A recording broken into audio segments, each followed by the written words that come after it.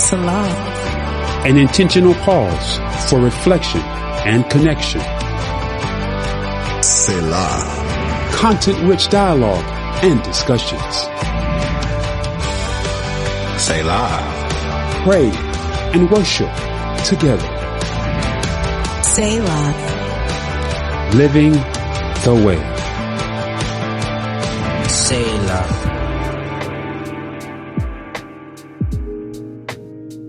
Hello everyone and welcome to Selah. Wow, can you believe we have had a full year of Selahs? Okay, raise your hand if you have been with us from the beginning. Not necessarily if you've attended each one, but if you have journeyed with us since June 2023. Okay, not bad. Do you see the hands raised around you? Okay, now raise your hand if this is your first or maybe second Selah. Well, we want to welcome you today, whether it's your first time or 13th time, welcome. Selah is a time to intentionally sit back, relax, eat something yummy, enjoy time with friends, and connect with God and each other. And actually, every Sabbath is a special day to connect with our community and with God. Several years ago, one of my housemates decided to help create a special Sabbath experience for all of us. Every Friday evening when Sabbath began, we would drink grape juice, she called it holy juice, light a candle, and turn on what looked like Christmas lights in the kitchen. Then we would share personal stories from the week that ignited within us a sense of gratitude. It was a beautiful, delicious, memorable time for all of us.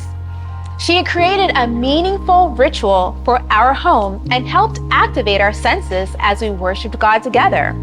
It helped build community for our home and gave us something to look forward to each week. Today, we're going to talk about two more sacred pathways, the way that someone connects with God. But first, we have a couple of connection questions for you and your group. Number one, what ritual or symbol do you practice in your life that is meaningful to you or your family? Maybe it's every day, every week, annually. Number two, think of an experience where most of your senses were activated at one time. What was that like?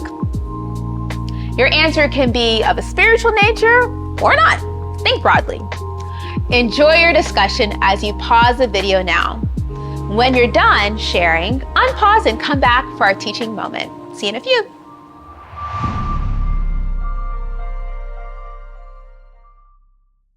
I prefer going to concerts and museums rather than walking in the woods or reading a book by myself. I really enjoy being creative. I enjoy drawing, DIY projects, and crafts. I always have music playing from the moment I wake up till the moment I go to sleep. And I feel close to God when I'm in a church that allows my senses to come alive, when I can see, smell, hear, and almost taste His majesty. I struggle to worship in a plain church. If you resonate with any of these sentiments, your sacred pathway, the way you connect with God, is sensate. You thrive on experiencing things. Sensates find joy in encountering God through the five senses. You want to feel, hear, see, taste, and smell everything around you, and the same goes for your experience with God. If you don't resonate with many or any of these sentiments, maybe you can find yourself thinking often, I like having structure and routines in my life. People often tell me I'm very disciplined.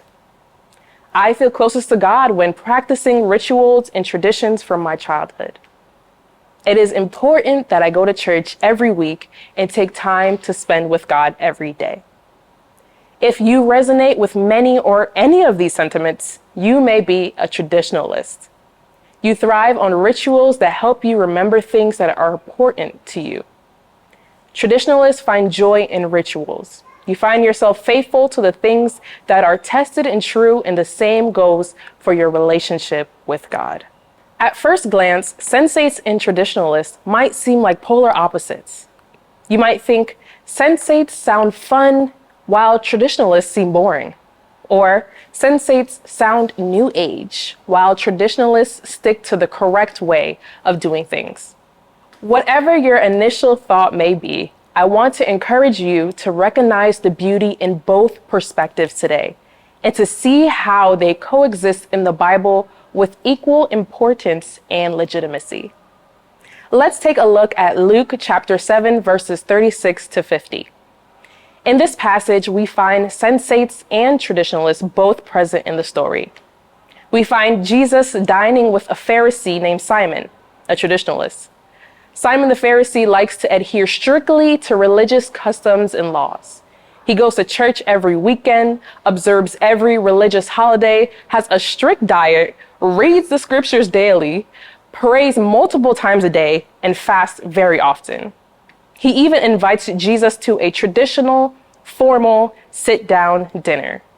Simon finds great pleasure in his rituals and routine. While they're reclining at the table, a woman who is unnamed but is a sensate enters the room with a jar of perfume. She approaches Jesus weeping and begins to wash his feet with her tears, wiping them with her hair and anointing Jesus with the perfume. The woman has been saving up to buy this jar of perfume. It's actually the most expensive one of her collection at home. She is so moved and convicted by what she has heard about Jesus, she uses her salty tears to wash his feet. As she washes his feet, she sees the dirt disappear from his feet, mirroring the way that Jesus washes away our sins. As she dries his feet with her hair, she imagines Jesus wiping away every tear, just as he promised he'll do in heaven. And as she anoints his feet with the perfume, she notices how the smell changes the atmosphere of the room, much like what happens when Jesus enters a room and enters our lives. This woman, a sensate, experiences and engages with Jesus through her senses. But Simon the Pharisee reacts with surprise and judgment, thinking to himself, if Jesus were truly a prophet, wouldn't he know what kind of woman this is? And would he not let her touch him? For according to the law and traditions, she should not even be near him. She is completely out of order. Nonetheless, Jesus, sensing Simon's thoughts, responds with a parable about forgiveness, emphasizing the woman's actions as evidence of her great faith and love and gratitude. In this story, we see the contrast between the traditionalist and sensate perspective. The traditionalist mindset is represented by Simon, who is focused on adhering to religious law, while the sensate-like experience is embodied by the woman. Jesus, as the mediator, bridges these two perspectives by affirming the woman's heartfelt actions while also teaching Simon about the importance of forgiveness and love. Rather than comparing their sacred pathways, Jesus emphasizes a greater lesson through their personal pathway. This story illustrates how both sensates and traditionalists are present in the Bible and how Jesus engages with and values both perspectives, ultimately teaching important lessons about love, forgiveness, and compassion through their sacred pathway. There are also a few things to point out in this story. Simon, while not wrong in the way that he interacted with the divine, Gary Thomas shares that traditionalists can sometimes fall into the temptation of one, judging others. This temptation involves forming rigid judgments about others based on their beliefs, actions, or lifestyles. To avoid falling into this trap, practice empathy and understanding. Remember that everyone's journey with God is unique, and we are called to love and accept those despite our differences. Number 2, serving without knowing God. Sometimes individuals may engage in religious practices or acts of service without genuinely knowing or understanding God. To prevent this, prioritize developing a personal relationship with God through prayer, meditation, and study. Seek to understand the deeper meaning behind your actions and cultivate a heartfelt connection with God. 3, neglecting social obligations.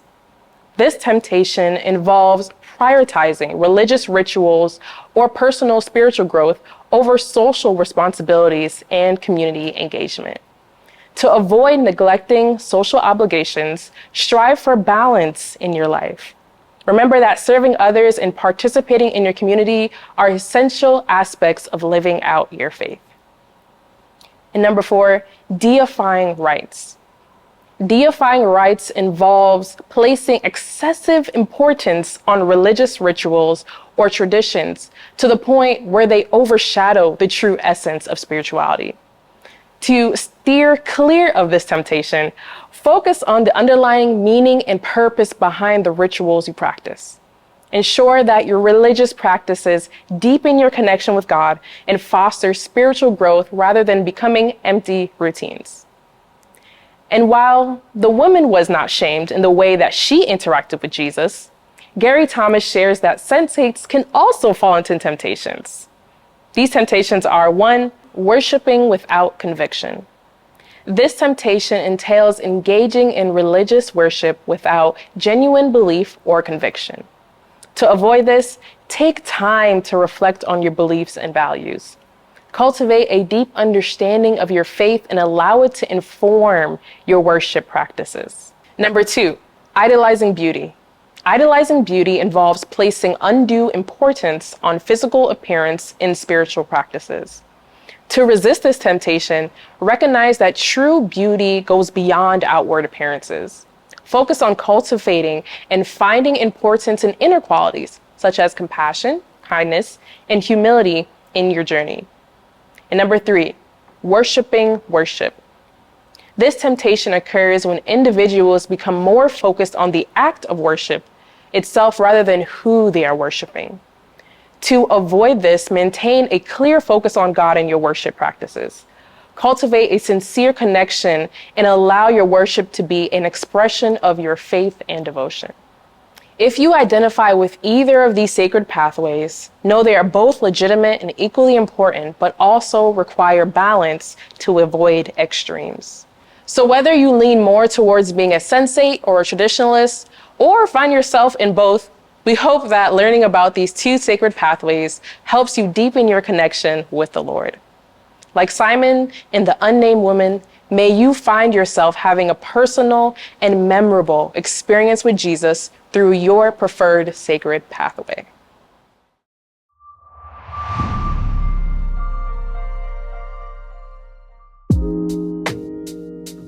Thank you so much for that amazing lesson, Pastor Gina.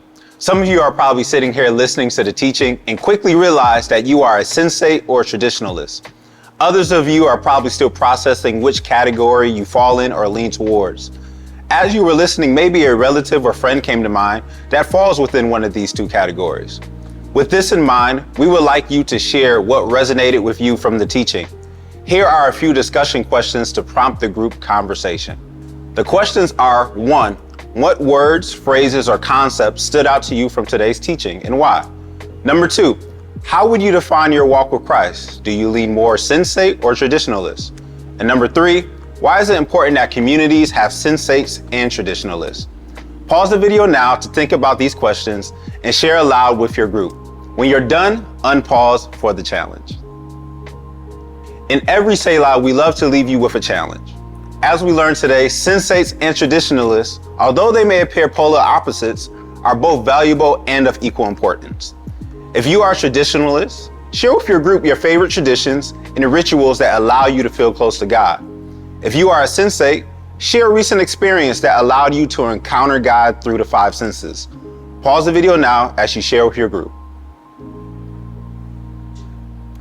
Selah is supported by people like you who give to make this possible. If you would like to support Selah, you can do so by giving to Revision Church Atlanta.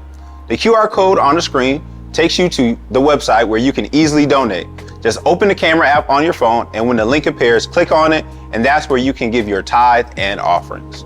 We appreciate your generous and consistent support. Thank you for journeying with us through this month's Selah experience. We hope to see you again next month, same time, same place. Until then, enjoy your time connecting with God through traditional rituals or the 5 senses. We'll see you next time.